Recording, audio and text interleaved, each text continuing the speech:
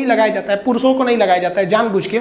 महिलाएं आराम आराम से नोचते रहती हैं, सब पत्तियां उसकी रखते रहती हैं सब इस तरह। पुरुष को लगा देंगे ससुरा, दिन भर कहीं ना कहीं झगड़े कैले रहता है, और नोचते में उसको अगर याद आ गया झगड़ा के बाद गुस्सा में, तो कहेगा ना गला दबा देंगे वहां पे, गुस्सा में नोच देगा, पूरा खेत तो उखड़ जाएगा। इसलिए पुरुष को चाय पत्ती में नहीं लगाते हैं लोग। स्कूल में पढ़ने के बाद आपको लगेगा जॉब, अब चाहे प्राइवेट जॉब लगे चाहे सरकारी जॉब लगे, आप कहीं भी जाइएगा आप जॉब कीजिएगा। जॉब करेंगे तो वो चला जाएगा तृतीयक सेक्टर में। ये लोग जॉब कर रहे हैं तृतीयक सेक्टर में, इन सब काम थोबड़ा ढक दिए हैं। इस इसको देख रहा था सब, देखिए ना यहाँ पे, इसको देख रहा था सब, देख रहे हैं कौन सी जॉब करेगा सब, अयो बकलोलिया देख रही है उसी को यहाँ पे। तो ये सब जितना जॉब वगैरह होता है सब किस में जाता है, तृतीयक सेक्टर में जाता है। इतने कीड़े मकोड़े रहेंगे बाह्य कंकाल, जैसे बिच्छू जो होता है ना, बिच्छू में भी बाह्य कंकाल पाया जाता है। आप अगर बिच्छू को टच करिएगा तो कड़ा लगेगा वहां पर, अब जिंदे में मत टच कर दीजिएगा नहीं तो आपको कड़ा कर देगा वो। तो ये बाह्य कंकाल होते हैं, इनके शरीर में ये थोड़ी मदद करता है। जितने भी इंसेक्ट है, खटमल को मारिएगा ना, ऐसे खटमल मारिएगा तो देखिएगा ना कड़ा लगता है। मच्छर वगैरह जितने होते हैं, आपको मच्छर काटेगा, ऐसे मच्छर मारिएगा ना तो देखिए कभी कभी मच्छरवा का यहाँ फोटोकॉपी हो जाता है, मच्छरवा भाग जाता है, कहता है मार रहा है, सूत जो तो फिर आके काटेगी। क्यों? क्योंकि उसके बाहर कंकाल होता है। लेकिन मच्छर इतना छोटा है, औकाते भर ना उसकी भी मजबूती रहेगी, क्या बुलेट प्रूफ थोड़े ना हो जाएगा। अब जो नारियल पानी हम लोग पीते हैं पटना में, वो केरला में मिलता है 10 रुपए का। केरला से एक ट्रक अगर पटना आता है तो 1 लाख रुपया वो किराया लेता है। अब आप बताइए, कोई व्यापारी है जो नारियल पानी मंगा रहा है, वो तो केरला में खरीदा है 10 रुपए के हिसाब से, अब जब पटना लाएगा तो 1 लाख रुपया किराया दिया है वो ट्रक का, आपको 10 रुपये में देगा? नहीं देगा। तो गरीब आदमी सोचता है कभी हम भी नारियल पानी पीते। इसमें उस गरीब की कोई गलती नहीं है, ना ही उस व्यापारी की गलती है। गलती है तो हमारे नीति निर्देशकों की गलती है, जो नीति बनाते समय ऐसी नीति नहीं बनाते हैं जो अगले 1000 साल तक सक्सेस हो सके।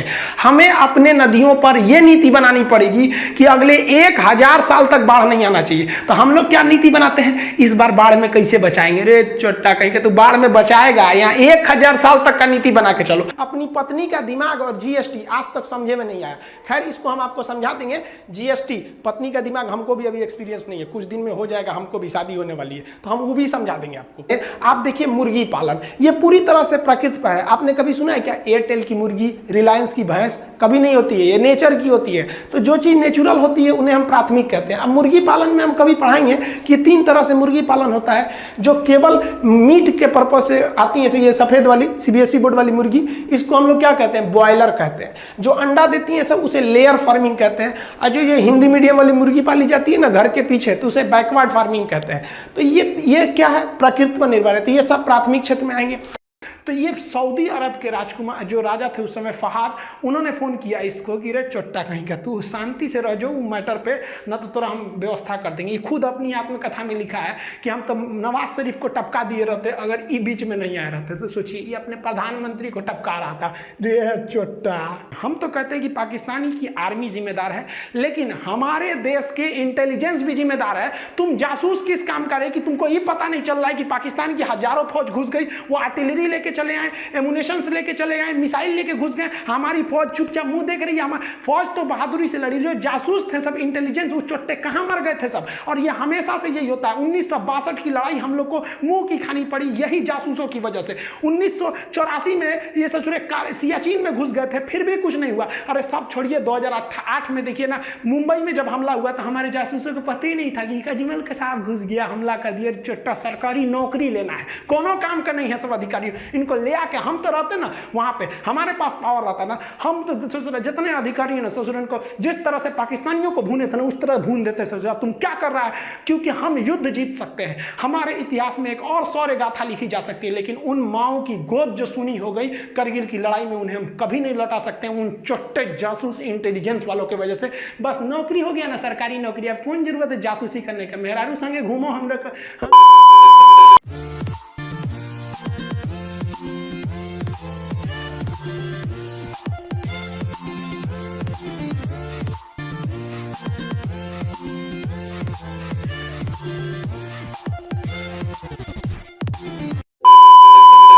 एक मतलब वंश से दूसरे वंश में कौन लेकर जाता है, डीएनए लेके जाता है। नहीं रहेगा तो मार दीजिएगा, जीन लेके जाता है। वो नहीं रहेगा तो मार दीजिएगा आपका क्या चीज, क्रोमोजोम लेके जाता है। और एक बार नीट के एग्जाम में पूछा था कि हेरिटेज का ट्रांसफर कौन करता है, जो जेनेटिक्स का, तो उसमें एसिड लिखा था। तो ध्यान से समझिए ना, डीएनए भी तो क्या है, एसिड है ना, है deoxyribose nucleic acid, यही ना है जी।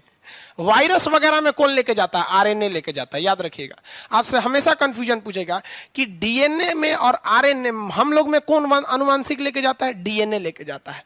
तो डीएनए हमारा लड़का जो होगा वो भी आदमी की तरह होगा, ऐसा नहीं होगा कि आंख फूकेगा, ऐसे पंख लेके उड़ेगा, I am the son of Khan sir, ले आओ डायनासोर ऐसा आंख फूकेगा, ऐसा थोड़े फूकेगा। सोच रहा हमारा डीएनए में 46 को क्रोमोसोम है, यही ना है, यही लेके जाता है। लेकिन जो वायरस वगैरह होते हैं सब, उसमें क्या होता है, आरएनए होता है। अब डीएनए और आरएनए में एक खराबी क्या है, ये बहुत देरी से बनता है। डीएनए जो होता है ना, रेप्लिकेट मतलब बहुत देरी से करता है, जबकि आरएनए फटाफट हो जाता है। तो देखिएगा जितने वायरस होते हैं, कोरोना वायरस क्या है, आरएनए है। कोरोना वायरस क्या है भैया, आरएनए, फटाफट बन जाता है, एक को हुआ दूसरे को हो जाता है कोरोना। आगे बढ़े। सचरा पी के करी आता है,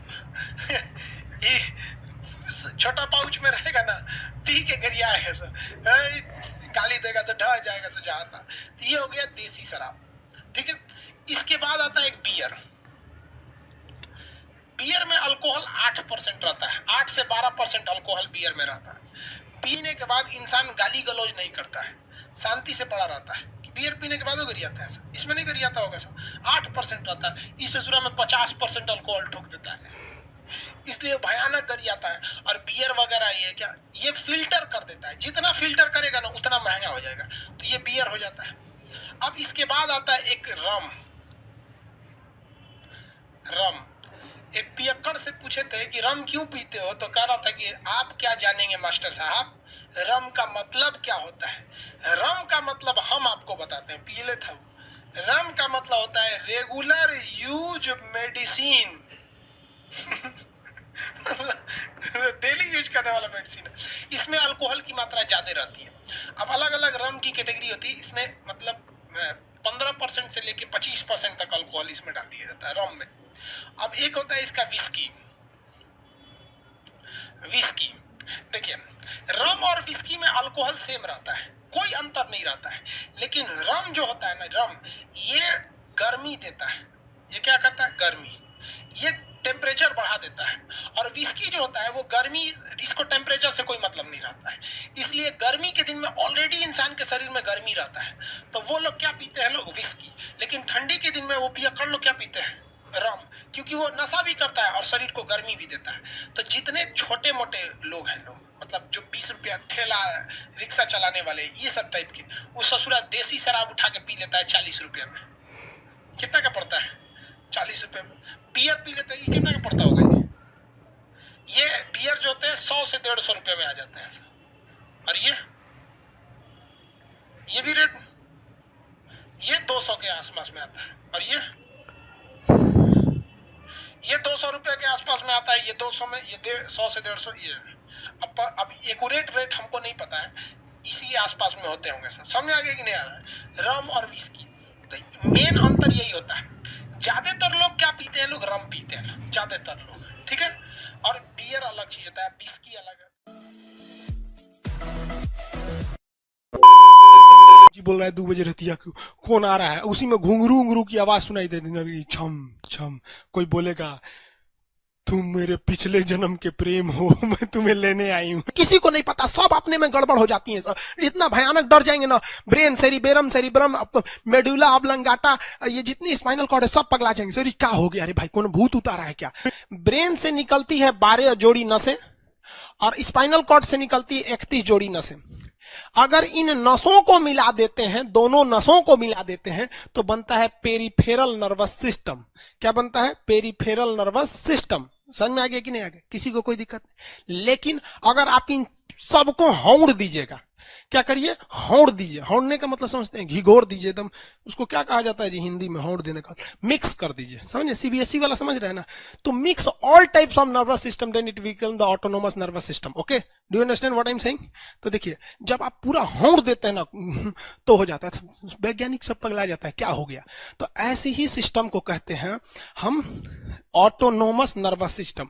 ये जिस लड़के को समझ में आ गया, गधा है दूसरा, क्योंकि ये समझ में आता ही नहीं है, क्योंकि अभी हम समझाए ही नहीं है, तो समझ कैसे गया, गधा कहीं का। देखिए, इसमें 2 चीजें आती हैं, एक आते हैं अनुकंपीय और इसे कहते हैं परानुकंपीय। परानुकंपीय देखिए, इसमें दो ही घटनाएं होती हैं, अनुकंपीय और परानुकंपीय। अनुकंपीय क्या होता है समझिए ध्यान से। जब कभी इंसान डर जाता है, जरूरत से ज्यादा डर जाए, अचानक उसे डर लग जाए, तो वो होता है सिंपैथेटिक घटना, अनुकंपीय घटना हो जाती है। जैसे आप किसी होटल में अकेले सोए हैं और ससुरा, कभी कभी मान के चलिए कि आप लॉज में लेके रहते हैं, स्टूडेंट लाइफ में लड़का अक्सर बाहर लॉज में पढ़ाई करता है, तो कभी कभी छुट्टी का दिन होता है ना, जैसे हम भी स्टूडेंट लाइफ में जब हम लोग थे तो इलाहाबाद में जब पढ़ रहे थे, तो आज से 12-13 साल पहले, तो हॉस्टल के सारे लड़के छुट्टी में चले गए थे, यही दुर्गा पूजा का समय था, सारे लड़के चले गए और हम दुर्गा पूजा में गए नहीं, और पूरे हॉस्टल के कैंपस में, अब वही सरकारी हॉस्टल बहुत बड़ा होता है, अकेले हम ही थे। अब उसे थोड़ा डर लगने लगा और रात में ना अचानक दरवाजा कोई ऐसे चूं चूं आवाज आने लगा, सोचो हम बहुत डर गए थे। अरे यार, ग्रेजुएशन फर्स्ट ईयर का स्टूडेंट कितना दिमागी रहता है उसके पास, डरल रहता है, डर गए एकदम।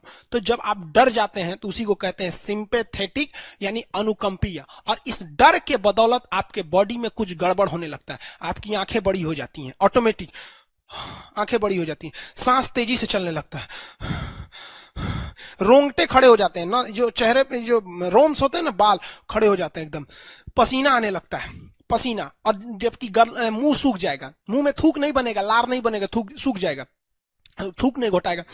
ससुरा कौन ची हो गया रे, ये चोंचो कौन ची बोल रहा है 2 बजे रहती है, कौन आ रहा है, उसी में घुंघरू घुंघरू की आवाज सुनाई दे देगी, छम छम, कोई बोलेगा तुम मेरे पिछले जन्म के प्रेम हो, मैं तुम्हें लेने आई हूँ। अच्छा एक चीज देखें, भूत हमेशा महिलाएं बनती हैं, पुरुष भूत बनता है जी? वो तो इसी जन्म में भूत है, उसको क्या अगले जन्म में भूत थोड़े बनाएंगे, समझिए। अच्छी डर लगने लगेगा, तो ऐसी घटनाओं को सिंपैथेटिक कहते हैं। हमको मेन कारण क्या था, सोच डर लगा, लेकिन इस डर लगने से आंखिया काहे चौड़ा हो गया, मुंह सूख गया, पसीना आने लगा, रोंगटे खड़े हो गए, शरीर कांपने लगता है। ज्यादा डर जाएंगे तो पैंटे में मुंह देते हैं लोग, मुंह देने का मतलब समझते हैं, urine in the pant is known as मुंह देना, बिहारी लैंग्वेज समझ में आ गया कि नहीं? तो पैंटे में पेशाब कर देता है वहां पे। तो इस सारी घटनाओं को कहा जाता है अनुकंपी यानी सिंपैथेटिक। ये कौन कर रहा है पता ही नहीं चलता है, ब्रेन कर रहा है कि स्पाइनल कॉर्ड कर रहा है, कि ब्रेन से निकलने वाली 12 नसें कर रही हैं, कि स्पाइनल कॉर्ड से निकलने वाली 31 नसें कर रही हैं, किसी को नहीं पता, सब अपने में गड़बड़ हो जाती है। इतना भयानक डर जाएंगे ना, brain, cerebrum, cerebrum, medulla oblongata, ये जितनी स्पाइनल कॉर्ड है सब पगला जाएंगे। सर क्या हो गया, अरे भाई कौन भूत उतारा है क्या? तो ऐसी घटनाओं को ऑटोनोमस, ऑटोमेटिक हो जा रहा है, ऑटोनोमस नर्वस सिस्टम, क्या हो रहा है अनुकंपीय समझ में नहीं आता है, हाथ पर कांपने लगता है एकदम, और दरवाजा कोई खटखटाएगा, खोलो तुम्हें मैं लेने आई हूं, यमराज की भतीजी हूं मैं। अरे ससुरा, खोलिएगा उसको तो कहेंगे दूर ससुरी तो हमरी वाली है रे, तब आपका मन एकदम हरिहर आ जाएगा, आहा हमरी वाली आई है मिलने के लिए। तब जब आप रिलैक्स हो जाते हैं तो उसे कहते हैं पारासिम्पैथेटिक यानी परा अनुकंपीय। अब जो जो घटनाएं हुई थी सब नॉर्मल हो जाएगा, आंखिया जो चकरा गया था नॉर्मल हो जाएगा, जो मुंह सूख गया था अब मुस्कुराने लगेंगे, अब आओ बैठो बैठो बैठो, हॉस्टल में कोई नहीं है, बैठो बैठो बैठो बैठो यहाँ पे। और जो ऐसे समझ कि नहीं, और जो रोंगटे खड़े हो गए थे अब वो नॉर्मल हो जाएंगे, पसीना उसीना नॉर्मल हो जाएगा एकदम, मुंह तो दिए हैं पैंट में तो कहेंगे बैठो बैठो हम कपड़ा बदल के आ रहे हैं, बैठ जाओ बैठ जाओ। समझ एंटरप्रेन्योरशिप और बिजनेस के मॉडल में एक रोल मॉडल के रूप में देखे जाते हैं। 1964 में जन्मे 56 वर्षीय जैकमा एक मध्यम वर्गीय परिवार से आते थे। उन्होंने अपना शुरुआती करियर एज ए टीचर के रूप में शुरू किया था। बाद में उन्होंने ऑनलाइन में याहू कंपनी के साथ कुछ वेबसाइट वगैरह बनाने का काम किया। बाद में उन्होंने 1999 में एक कंपनी खड़ी कर दी, उस कंपनी का नाम था अलीबाबा। देखते देखते ये कंपनी आज के वक्त में 4 लाख करोड़ की इसके पास कैपिटल है। इतनी बड़ी कंपनी बन गई, 4 लाख करोड़ रुपए की कैपिटल बन गई ये कंपनी। एक सेकंड, ये ई कॉमर्स कंपनी है, जिस तरह से आपके अमेजोन देखते हैं, फ्लिपकार्ट देखते हैं, उसी टाइप की ये ई कॉमर्स है, ऑनलाइन शॉपिंग के लिए।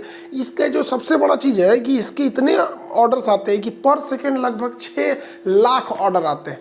सोचिए कितना बड़ा पावरफुल है, पर सेकंड 6 लाख ऑर्डर को रिसीव कर देना, और ये कंटिन्यू रखते रहना 6 सेकंड तक। इतना इनका टेक्नोलॉजी सर्वर पावर कितना होगा। हमारा एप्लीकेशन पे खान जी खान सर ऑफिशियल एप्लीकेशन पे 1 सेकंड में जब ये सितंबर के महीने में जब एप्लीकेशन लॉन्च किए थे तो 1 सेकंड में 33,000 लड़कों ने एडमिशन लिया था। मतलब अचानक जो ट्रैफिक आ गई थी, सर्वर क्रैश कर गया था। इसका देखिए भाई साहब, 1 सेकंड में 6 लाख का कंटिन्यू लिए जा रहा है यहाँ पर। और लॉकडाउन जब लगा ना 2020 में, तो इसकी कंपनी तो और भी तेजी से निकलती गई। ये काफ़ी मुखर रहे थे, धीरे धीरे ये एक रोल मॉडल बनते गए। और जो अमेरिका और चाइना में इतना टसल चलता था, वो वहाँ पे चाहे वो डोनाल्ड ट्रंप से हो गए या इनकी शख्सियत धीरे धीरे इतनी बढ़ती गई कि राजघराने से लेकर इवन चीन के राष्ट्रपति जो है शी जिनपिंग, इनका जो मतलब अपना वेबसाइट, अपना पेज है, ये अलीबाबा कंपनी ने ही बनाया था। अब जैसे ये पका पपीता देखिए, ये सब लोग अलीबाबा के बहुत बड़े फैन हैं लोग। अलीबाबा जो है वो फेमस थे अपने मुखर बातों को लेकर, वो किसी चीज़ को खुल कर रखते थे, युवाओं के बीच में वो एक आपकी प्रेरणादायक थे। उनकी कई किताबें भी लिखी गई थी। अब इसमें अलीबाबा के लिए मतलब पिछले 2 साल से ही इनके ऊपर गवर्नमेंट की नज़र थी, लेकिन इन्होंने भाई साहब एक गलती कर दिया।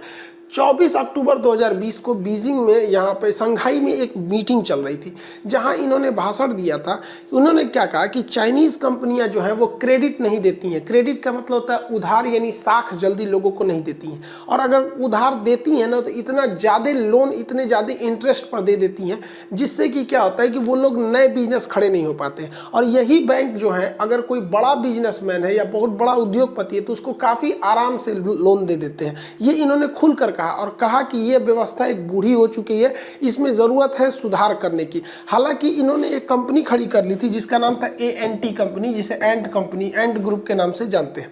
ये कंपनी क्या करती थी, ये जैकमा की कंपनी थी। तो जैकमा को तो लोन आराम से मिल जाता था, तो जिसको भी लोन की ज़रूरत होती थी, चाइना वाले बैंक वाले जल्दी देते नहीं थे। हमारे यहाँ इंडिया में भी यही सिस्टम है कि लोन जल्दी मिलता नहीं है, लेकिन ऐसा नहीं है कि भेदभाव होता है अमीर गरीब के हिसाब से। हाँ, रेगुलर कस्टमर है तो थोड़ी सी रियायत आपको भी दे दी जाती है। तो जैकमा की कंपनी जो थी, एंड कंपनी, ये इसको लॉन्च कर रहे थे, तो ये क्या करती थी, पब्लिक को कहती थी भैया तुम्हें लोन चाहिए तो चलो हम तुम्हें दिला देते, तुम अपना पेपर वर्क यहाँ दो, और जैकमा की कंपनी जाके बैंक से लोन सैंक्शन करा देती थी। तो इसमें जैकमा का तो कुछ भी गया नहीं, एक तरह का केवल ये लिंक कर दिया, बदले में कुछ फीस ले लेता था इन लोग से, और ये लाखों की कंपनी बन गई। लेकिन जैकमा ने कहा कि ये अगर देश को आगे ले जाना है वर्तमान के हिसाब से तो बैंकों को लोन ज़्यादा देना पड़ेगा। लेकिन ये बात शी जिनपिंग को इतनी बुरी लग गई, ये मुड़घुइस ससुराई, यहाँ पे देहात में ना ऐसा आदमी को बिहार में मुड़घुइस बोला जाता है, मतलब बहुत दूसरे से जलते रहता है। इसने तुरंत कार्रवाई का आदेश दे दिया, इनके खिलाफ जांच बैठ गई, और देखते देखते 2-3 दिन के अंदर इतनी भयानक जांच लगी, उसके बाद इनको नज़रबंद कर दिया गया। तुरंत इनको लगभग 100 करोड़ का लॉस लग गया यहाँ पर। और चीन सरकार यही नहीं रुकी, इन्हें मतलब चीन छोड़ने पर प्रतिबंध लगा दिया गया। जब इनकी कंपनी अपना इनिशियल पब्लिक ऑफरिंग निकाल रही थी, मतलब IPO जब निकाला जाता है शेयर मार्केट में एंट्री के लिए कि भैया हम शेयर में जाना चाहते हैं, हम अपनी टोटल कंपनी जो है हमारी एंट कंपनी, उसका कुछ हिस्सा हम शेयर के रूप में बेचना चाहते हैं, तो वो शेयर टोटल 2.5 लाख करोड़ का था, लगभग 2.5 लाख करोड़ का ये शेयर था। पूरी दुनिया इस शेयर को खरीदने के लिए थी, और कंपनी को यहाँ बहुत ज़्यादा मुनाफा होता, क्योंकि केवल कंपनी एक हिस्सेदारी बेचती और इससे इतना ज़्यादा पैसे को ये एक्वायर कर लेते। लेकिन ठीक 3 नवंबर को ये होने वाला था, लेकिन इसके एक दिन पहले शी जिनपिंग के आदेश से इसको रोक दिया गया। पूरी दुनिया में हलचल मच गई। इसके साथ ही अलीबाबा और उसके जो साथ के एंट ग्रुप के शेयर थे वो धड़ाधड़ गिरने लगे, और कंपनी के जो प्रॉफिट थे उसमें बहुत तेजी से गिरावट देखने लगा। और उसी समय से जैकमा पिछले 2 महीने से गायब है। जैकमा जो थे, मेरे चैनल को सब्सक्राइब कीजिए, ऐसी वीडियो देखने के लिए बने रहिए। मिलते हैं नेक्स्ट वीडियो में।